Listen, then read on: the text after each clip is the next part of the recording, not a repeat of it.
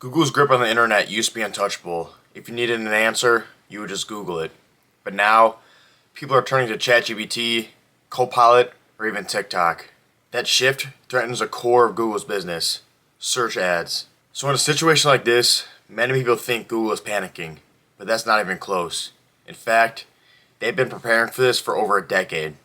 Before we jump into the big picture, I want to show some clips from an All-In podcast featuring Google CEO Sundar Pichai. In this podcast, he is hit with some tough questions regarding AI and how AI has disrupted Google's $170 billion search business. Let's start with this clip. Is Google being disrupted by AI at this moment, or is Google leading? That's the elephant in the room. AI tools like ChatGPT are changing the way people find their information, and they're no longer going to Google. Sundar didn't dodge this question. He reminded everyone this wasn't a surprise. Google's been building towards an AI-first future for years now. It's a good framework, good question to talk about. I've definitely, for almost a decade, one of the first things I did was to think of the company as AI first. It was very clear to us. We had Google Brain underway in 2012. We acquired DeepMind in 2014. 2015, when I became the CEO, I said, look, the technology is really evolving. The reason we were excited to approach our work as AI first is because we really felt that AI is what will drive the biggest progress in search. And so, I think even the last couple of years, I viewed this as an extraordinary opportunity for search. I think if you look at how much information means to people, I think each person is going to have access to information in a way they've never had before. So it feels very far from a zero-sum construct to me. He's right, and it's worth looking back on that history. Google Brain was training models back in 2012. At the time, most of us didn't even know what neural networks were. DeepMind wasn't just an acquisition. It became the foundation for AlphaGo, AlphaFold, and now Gemini.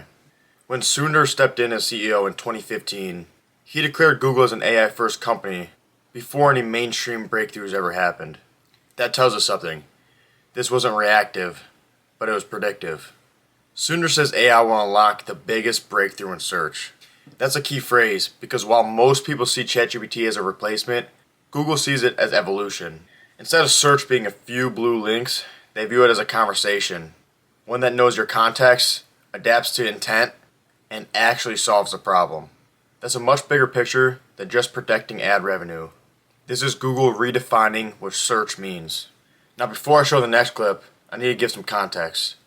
The Innovators Dilemma is when companies fail to embrace new tech because it threatens existing revenue. It's a classic trap. Protect what's working or risk it all to stay ahead. That's the tension Sundar is about to respond to. And his answer flips the dilemma on its head.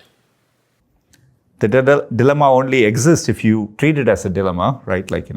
For me, all along in technology, you have these massive periods of innovation and you lean into it as hard as you can. It's the only way to do it.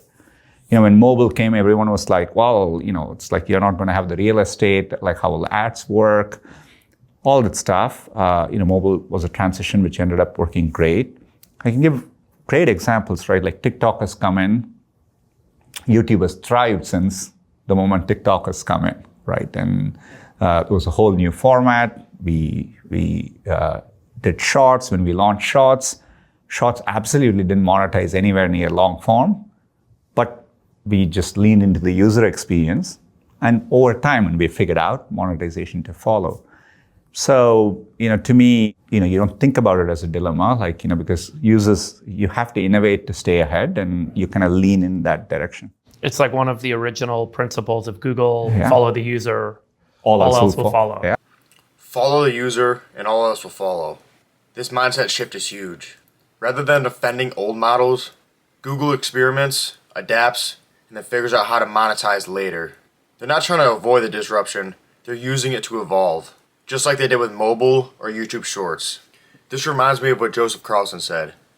He brought up how when Uber came along, people thought of it as a direct replacement to taxis, which it was, but it also brought along Uber Eats, which was something no one even thought about before. That's exactly how Google sees it. Not as something that's killing search, but as something that grows it in ways that we can't even see yet. So what does a new AI-powered search even look like? We are testing it in labs. There's a whole new dedicated AI experience called AI Moat coming to search. We'll speak about it more at Google I/O. And in AI mode, you can have a full-on AI experience in search, including follow-on conversational queries. And we're bringing our cutting-edge models there, where the models are actually working to answer your questions using search as a real native tool, right? And there, the queries, people are typing in queries like literally long paragraphs, right? The average query length is somewhere 2 to 3 times is what we see in search as it existed 2 years ago. So we are seeing people respond. So now, instead of a few short keywords, people are asking fully formed questions or even full paragraphs.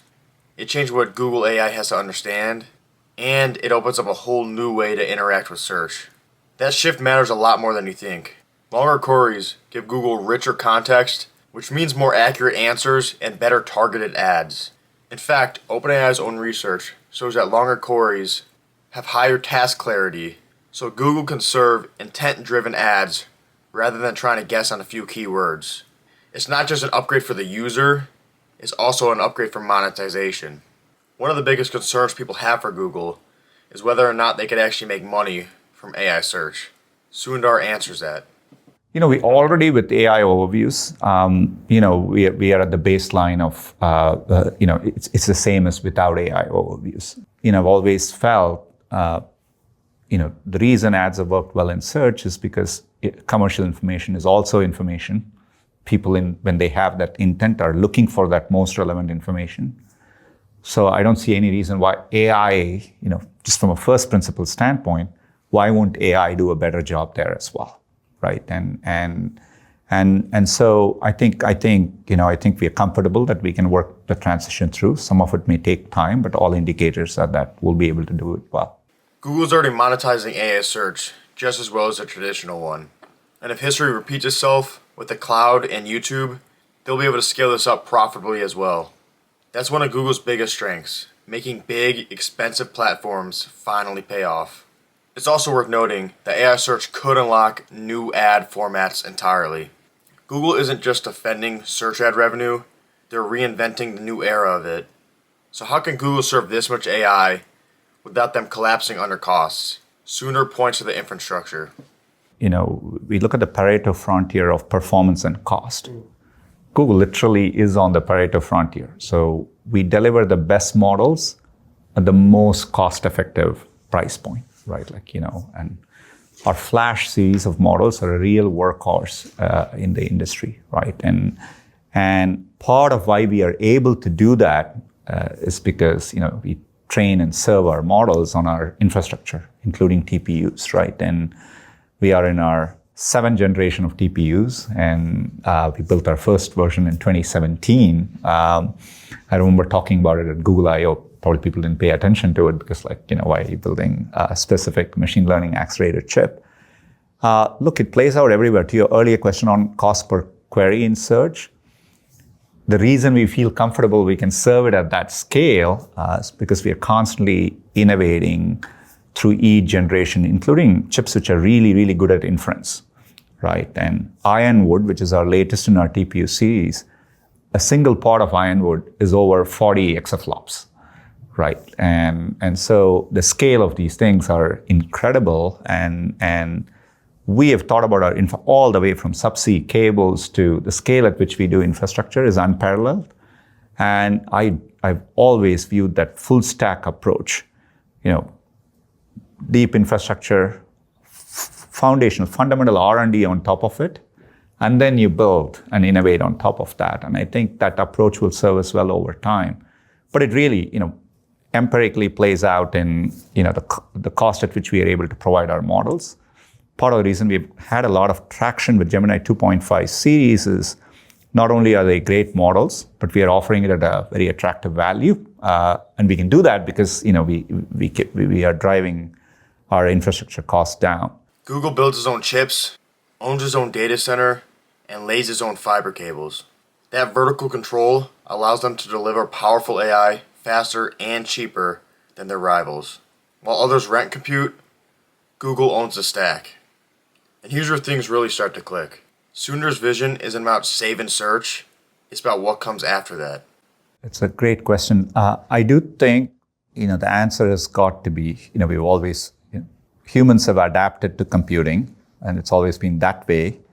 But over time, the answer will be that you need to do less of the hard work, less of the adaptation, and computing kind of works for you, right? And that's the holy grail, I think. And we are making progress, right? Be it touch, be it voice, everything inches us towards this future. For example, when I wear AR glasses, I already wear glasses, so it's not that, but the AR glasses aren't quite as comfortable as my normal glasses, but they're getting there. It's obvious to me that that'll push it to the next level of seamlessness where it kind of is ambiently there and doing stuff for you. So I think that's the era of how it'll, it has to be more seamless and just be there for you. He's imagining a world where you don't even have to search because the information just appears for you. AR glasses, voice AI, predictive assistance. If Google nails that, they won't just keep their dominance, they'll redefine it. So yes, Google is losing their grip on traditional search, but that doesn't mean they're losing. They're just not defending the outdated system. They're building the next platform. And if they're right, just Google it, might become something smarter, like Hey Gemini.